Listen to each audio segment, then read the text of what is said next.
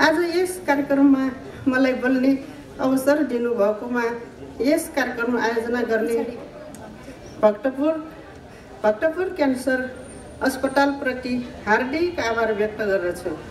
मेरो बुवा 4 वर्ष ठीक छ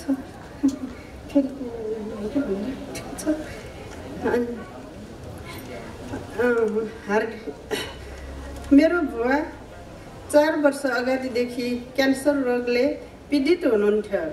उहाँ अहिले हामी सामु हुनुहुन्न।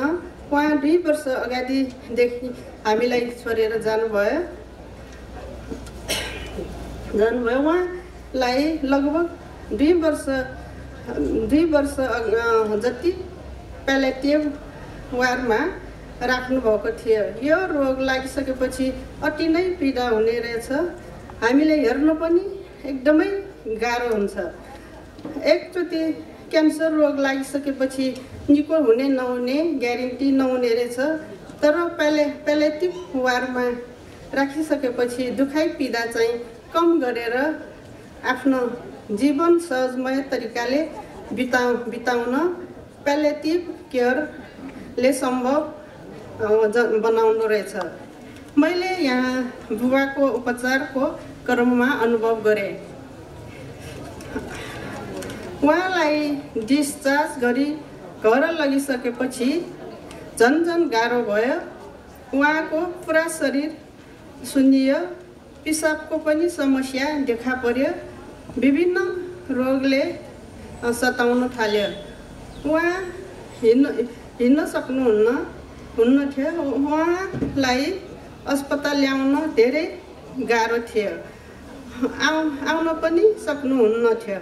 यस्तै गाह्रो भएको कारणले गर्दा उहाँ अस्पताल आउन पनि मान्नुहुन्न थियो। तर जब डाक्टरहरू र सिस्टरहरू होम भिजिटमा आउनुभयो, उहाँहरूले बुवालाई सम्झाइ बुझाइ गरी अस्पताल आउन सल्लाह दिनुभयो। त्यसपछि उहाँ अस्पताल आउन थाल्नुभयो। उहाँहरू होम भिजिटमा आउनुभएकै कारणले बुवालाई समयमै उपचार भएर बुवालाई सजिलो भएको थियो। उहाँहरू घरमा आइदिनु भएकै कारणले बिरामीको परिवारलाई पनि धेरै नै सहज भएको थियो। आर्थिक रूपले कमजोर भएका बिरामीको परिवारलाई यसले गर्दा धेरै राहत मिलेको थियो। एम्बुलेन्सको भाडा अथवा ट्याक्सी भाडा बचत भई आर्थिक भार कम भएको थियो। सँगसँगै समयको बचत पनि भएको थियो। बिरामीलाई पनि गाह्रो भएन। उहाँहरू घरसम्म आएर बिना पैसा सेवा दिनुभएकोले बुवा धेरै खुसी हुनुहुन्थ्यो र उहाँको आत्मबल पनि बढेको थियो। प्यालेटिभ वार्ड छुट्याइदिनु भएकोमा भक्तपुर क्यान्सर अस्पतालप्रति धेरै धन्यवाद। यसलाई निरन्तरता दिनुपर्छ जस्तो मलाई लागेको छ। प्यालेटिभ वार्डको टिमलाई धेरै धन्यवाद। समग्र रूपमा राम्रो लाग्यो। होम भिजिटलाई निरन्तरता दिनुहुनेछ भन्ने आशा हामीले गरेका छौँ।